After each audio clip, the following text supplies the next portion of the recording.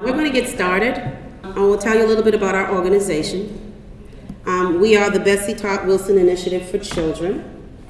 It is an organization that got started in 2002, and it was to celebrate an African American woman named Betsy Wilson. It was created by her daughter, Mary Reed, who actually has a long history. Those of you who know Mary know, she's just been around in this community doing wonderful work for a very long time. And it was really to support, they started Tarts Daycare in 1946, and that daycare continues to operate today. I think there are 3 locations, 2 on Harrison Ave, 1 on Mass Ave. It's the longest existing African American woman-owned business in the city of Boston, for-profit business in the city of Boston. And I think that always gives me a lot of chills and pride because we don't talk about that. And they serve children of all races way back when. So that's who we are. We're an interesting dichotomy in Massachusetts, particularly the city of Boston. And so she started it really in order to figure out how to help children who are in low-income families, who perhaps their current situation provide less opportunity than the kids that her centers take care of. Because her centers take care of is a for-profit, and so it tends to take care of a lot of middle-class black and white children, and children whose parents can afford to pay. But she did not want to walk away from children who are not able to pay, who are subject to the voucher system, who we know, particularly as you all work with them, need a smart start in life so that they can be successful in the future. And so what we do is operational research. We do not do services. You do the services. What we want to do is lift your voices up as service providers because you know what works. You're the one working with the children every day. You know what ought to be changed. You're the experts. So we want to lift your voices up and pass your recommendations on to policymakers who ultimately make those decisions so that what we come out with in policy is better informed to work on the ground. I spent a lot of my life as a policymaker, and I know that there are unintended consequences when you don't work with people who are the experts on the ground. And so that is why your voice is so important. And we thank you for that. So this is our mission. You sign up, so you should start receiving our newsletter. We have a monthly newsletter that we share with people who do this work with us so that it's not a one-time let's get together and then we never see or talk to each other again.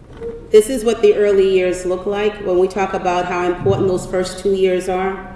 80% of your brain development happens during that period.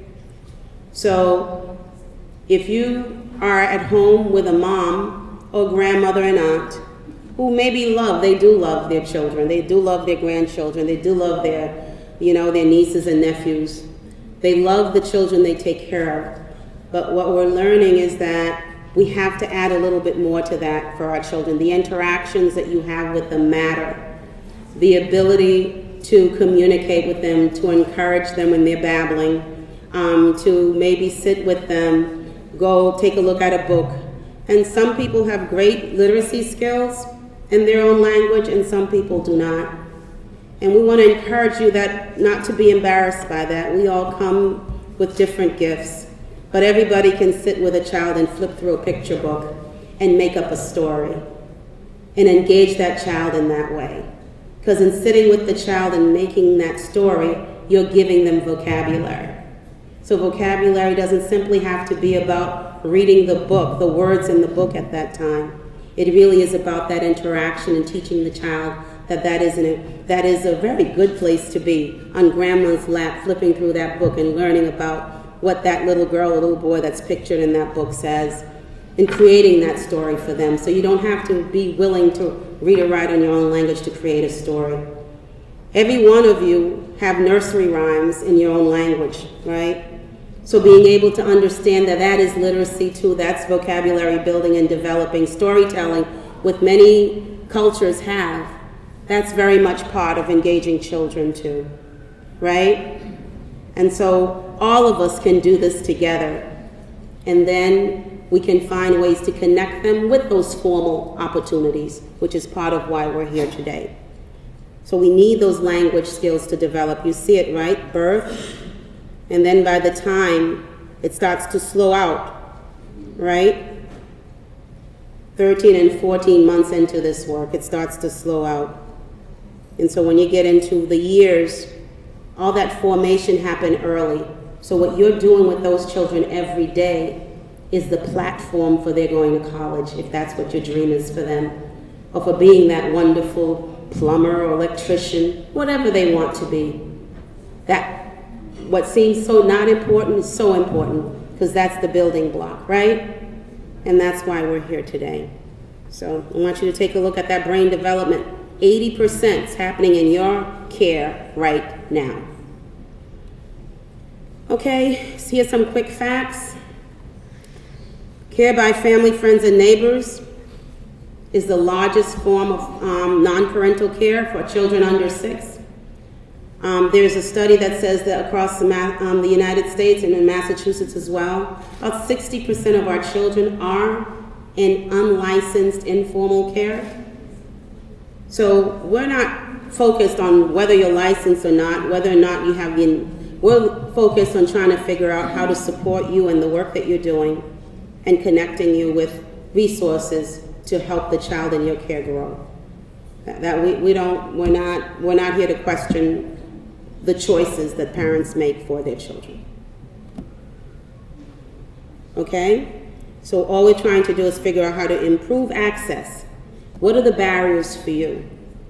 And if you tell us that, then we can help figure out what kind of protocols we can put in place, that government should be putting in place in order to support that in that place.